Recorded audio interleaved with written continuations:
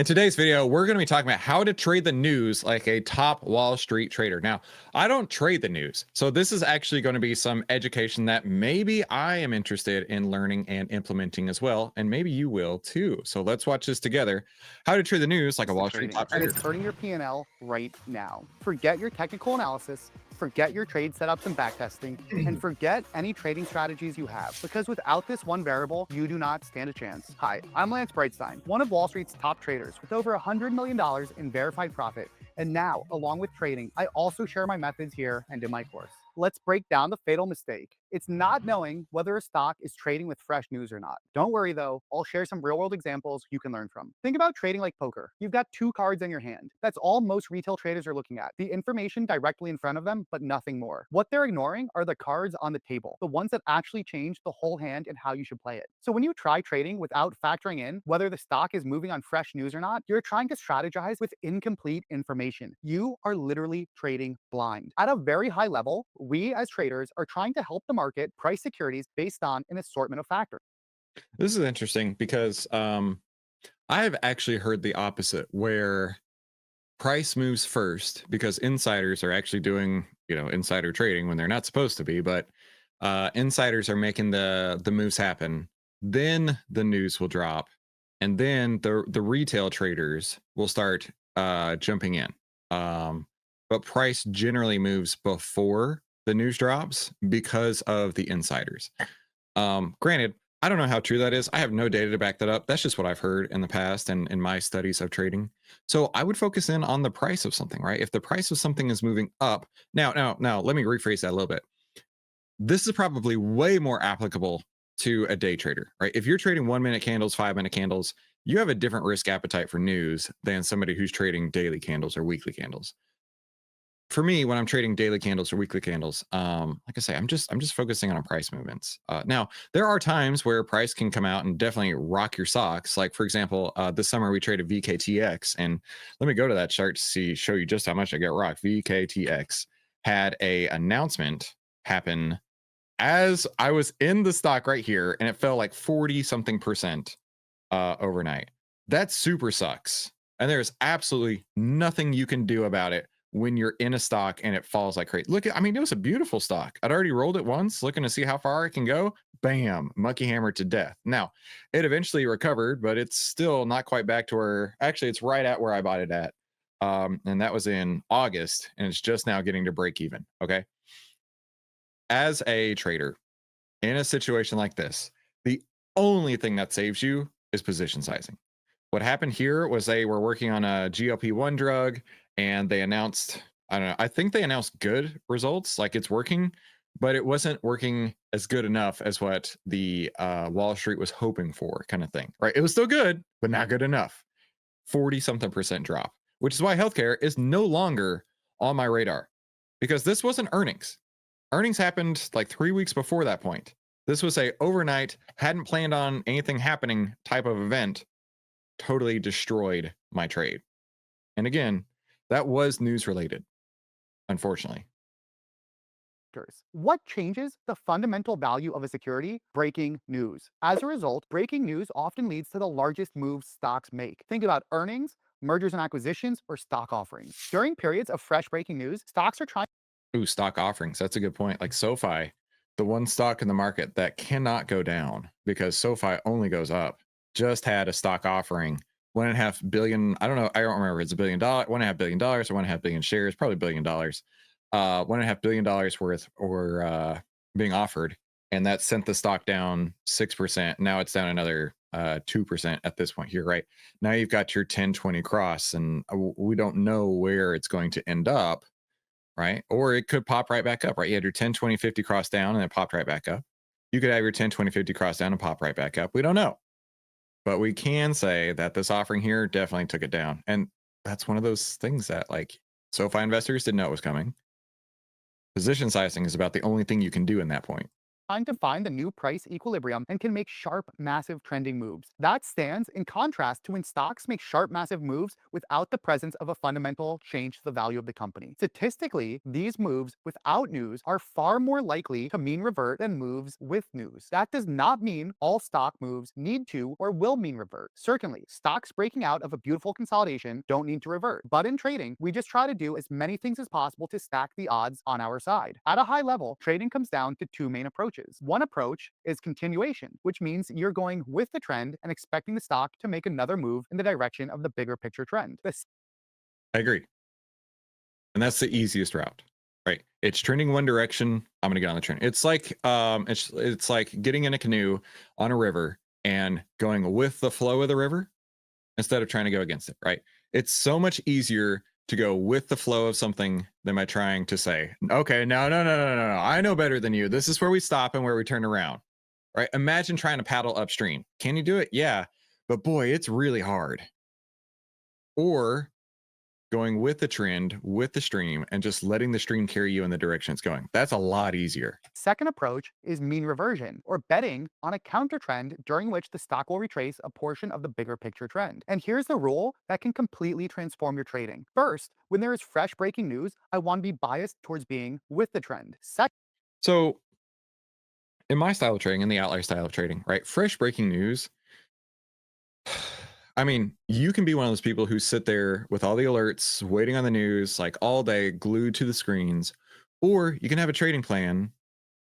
If it fits your plan, you get in. If it fits your exit signals, you get out. That's my style of trading. I don't want to be the kind of person who's glued to the screens waiting on breaking news.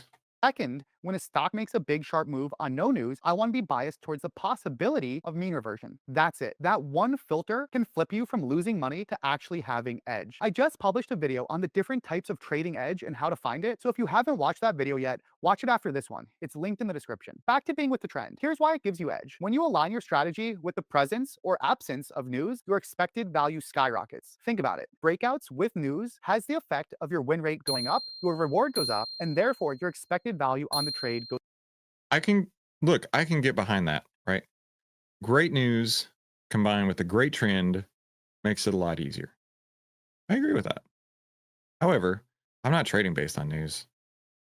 Way up. Mean reversion without the presence of news leads to higher reward, higher win rate, and therefore higher expected value. But when you get this wrong, you're essentially fighting the strongest force on the market without even knowing it. Let me explain why this is so important. Going back to that poker analogy, trading without knowing about the presence of fresh news is like playing poker without looking at the flop. If your hand misses the flop, you might want to bet much less or even fold. Same for trading. If that breakout you are waiting for occurs with fresh breaking news, you might want to get more aggressive because of the increased reward and win rate. Vice versa, if that big move occurred on fresh breaking news, you might want to get far less aggressive fighting it, or maybe even skip fighting it altogether. Imagine backtesting whether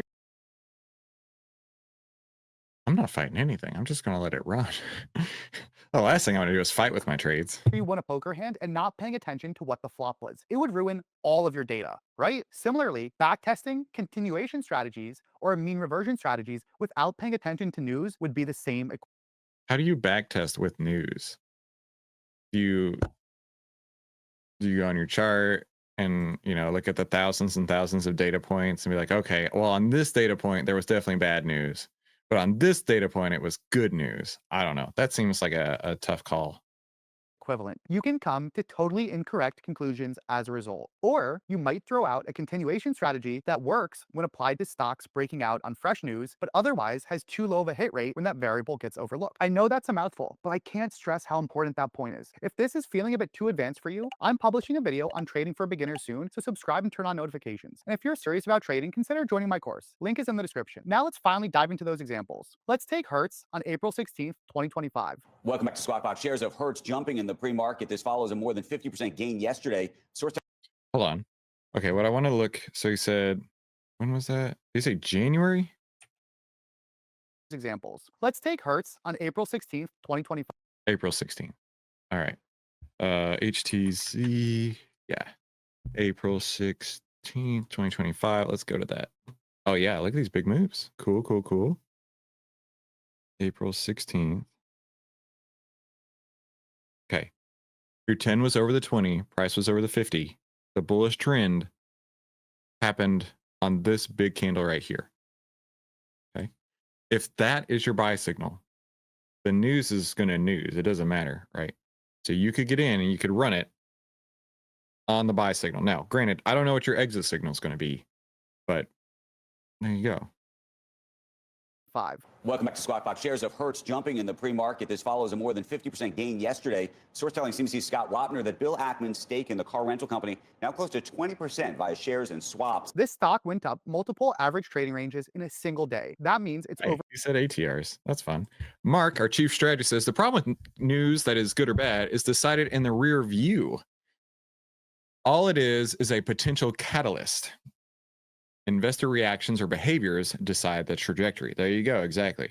If people are excited about it and they buy it, that's what decides the trajectory, not necessarily the opinion of the news being good or bad.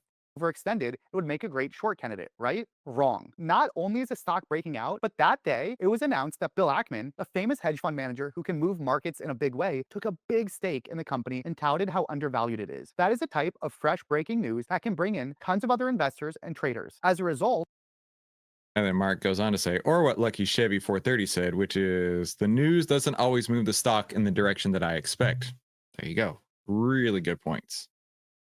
what a newbie trading blind to the news might classify as overextended actually becomes an incredible continuation bet. Instead, this was an incredible stock to trade long and was one of the best opportunities in April 2025, both intraday and as an overnight candidate, given how strong we closed and how much volume we did that day. Sure enough, we gapped up a massive amount the next day, which would have been horrendous to be short into. That key variable of breaking news is what changes the whole spectrum of outcomes on the stock. If there wasn't fresh news, the magnitude and likelihood of that move would have been far less. Now contrast that with Nvidia during the Japan panic in August of 2024. The stock was gapping down over 10%, panicking with the rest of the market, despite the fact that Nvidia didn't really have any fresh news on it, nor did it have any real exposure to what was going on with markets in Asia at that time. As a result, if you are betting that the stock will go lower when it's down over 10% in one day on no news, that is so often going to be a fool's errand and almost always negative expected value. When there are outsized moves on no fresh news, that is often when mean reversion traders want to bet on a retracement and often make money doing so. Because the move wasn't news driven, and many times it's just an overextended technical flush and an otherwise healthy name, that's the difference. With news, consider looking for setups in your playbook to go with it. Without news, consider looking for setups in your playbook to capture the counter trend. If you're like, what is a playbook? Watch this video. It's linked in the description. Why do most retail traders miss this variable? It's because they don't have any news sources. Now, I know what you're going to ask. As a retail trader, how can you find out whether there is fresh news? So the pros like myself use Bloomberg, but it's cost prohibitive at over $2,000 per month. That being said, there are tons of different, more accessible options, from news aggregators to squawk services. Everything from sources called News Edge to Still, again, I guess it really depends on your trading tolerance, right? I mean, honestly, if I were a day trader and I'm sitting and hunting and waiting for any little move, and I have huge positions on because I need a giant position to take advantage of an itty bitty baby move, then having some sort of squawk service, Bloomberg news thing going on, I could get on with that. However, that's not the lifestyle that I want, right? I don't want to be glued to alerts. I don't want to be glued to the screen. I want to be able to have a great life like you do as well, I'm sure. And you know, I can definitely trade, make tons and tons and tons of money by focusing just solely on price, right? Now, the thing is here is that you've got to develop what works best for you, right? If Lance came on and said, you know, this is the only way to trade, well, plenty of people have proven that you don't have to trade that way to be successful, right? Any derpy joker can go out there and become successful in the markets when they find a trading plan that works for them, right? But any derpy joker can lose tons and tons and tons of money by trying to follow someone else's trading plan that ends up not working for them. Now, I don't want you to be a derpy joker. I want you to be an outlier. And I want you to save time, make money, and start winning with less risk by clicking one of these two videos. So we'll talk soon.